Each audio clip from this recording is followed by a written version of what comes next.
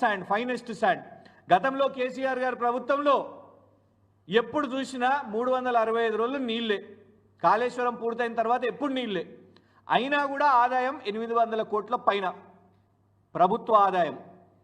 కానీ ఇవాళ కాంగ్రెస్ ప్రభుత్వం వచ్చినప్పటి నుంచి నీళ్లు కూడా కనబడతలేవు. ఇవాళ నీళ్లు లిఫ్ట్ చేస్తలేరు, నీళ్లు పారిస్తలేరు, ఆ ఇసుక కూడా లేపుతలేరు. ఇసుక లేపుతున్నది ప్రభుత్వ ఆదాయంలో కనబడాలి కదా. ప్రభుత్వ ఆదాయంలో కనబడకుండా లోడ్లు పోతున్నాయి. ఇలా కాంగ్రెస్ ప్రభుత్వం వాళ్ళు ఈ సంవత్సరంలో జరిగిన గత సంవత్సరంలో మొత్తం బల్క్ ఆర్డర్స్ని బయట పెట్టాలి, జరిగిన ట్రాన్సాక్షన్స్ని బయట పెట్టాలి. ఎందుకు మేము ఈ ఆరోపణ వేస్తున్నామంటే ఇలా మేం కాదు, లారీ అసోసియేషన్ వాళ్ళే లేఖ రాశారు ప్రభుత్వానికి. ఏ లారీలు అయితే పాపం ఇసుక లోడ్లను ట్రాన్స్పోర్ట్ చేస్తున్నాయో వాళ్ళే చెప్తున్నారు ఓవర్ లోడింగ్ ఒత్తిడి పెడుతున్నారు అని. కాంట్రాక్టర్లు, ప్రభుత్వం, మరి అధికారుల, ప్రభుత్వంలో ఉన్న రాజకీయ నాయకుల, లేకుంటే నామినేటెడ్ పదవులు పొందిన వాళ్ళు సమాధానం చెప్పాలి. దీనికి ముఖ్యమంత్రి సమాధానం చెప్పాలి. ఎందుకంటే ఈ లారీ అసోసియేషన్ రాయగానే మరుసటి దినం రివ్యూ మీటింగ్ పెట్టారు. రివ్యూ మీటింగ్ పెట్టింది తేల్చిందేందో ఇప్పుడు చెప్తా మీకు.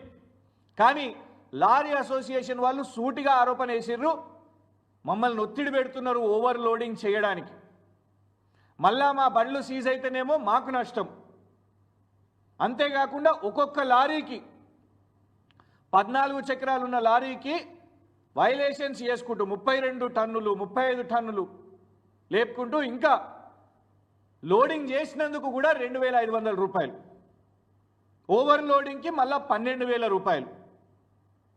ఇసుక మాఫియా, యనుమల కొండలరెడ్డి వాళ్ళ ముఖ్యమంత్రి రేవంత్ రెడ్డి వాళ్ళ అన్న సపోర్ట్తో చేస్తున్న ఇసుక మాఫియా, ఇది లారీ డ్రైవర్లు వాళ్ళు లేఖ రాశారు ప్రభుత్వానికి, దీని మీద ఏం చేస్తున్నారు మీరు ఇది అనేసి. అయితే దాని తర్వాత ప్రభుత్వం రివ్యూ మీటింగ్ చేపట్టింది. రివ్యూ మీటింగ్ చేపట్టిన అనంతరం నిజంగా ఏదో కొత్తదేమో తీసుకొని వస్తారు కావచ్చు, ఇలా అవినీతిని అరికడతారు కావచ్చు అని అంటే, ఒకవైపు ఏమో ఇంద్రమ్మ ఇళ్లకు ఉచితం అని చెప్పారు. మీడియా వాళ్ళందరూ కూడా ఉచితం అంట ఇంద్రమ్మ ఇళ్లకు.